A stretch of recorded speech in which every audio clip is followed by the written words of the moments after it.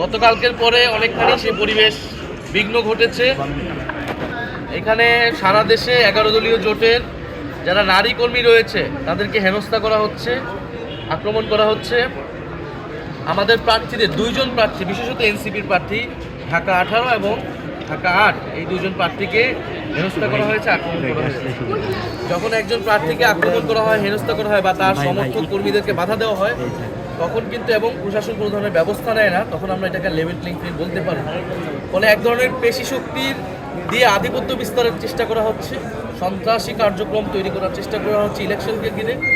আমরা আশঙ্কা করছি যে এই দলের পক্ষ থেকে এটি করা হচ্ছে, এটি সামনে আরও তারা বাড়াবে, কারণ জনগণের উপর তাদের ভরসা কম। যেহেতু 11 দলের পক্ষে জনজোয়ার তৈরি হয়েছে, সেই জনজোয়ারকে তারা ভয় পাচ্ছে, তাদের প্রতিদ্বন্দ্বীকে তারা ভয় পাচ্ছে। ফলে তারা সন্ত্রাসী কার্যক্রমের মাধ্যমে, বল প্রয়োগের মাধ্যমে নির্বাচনে বাধা তৈরি করার চেষ্টা করছে।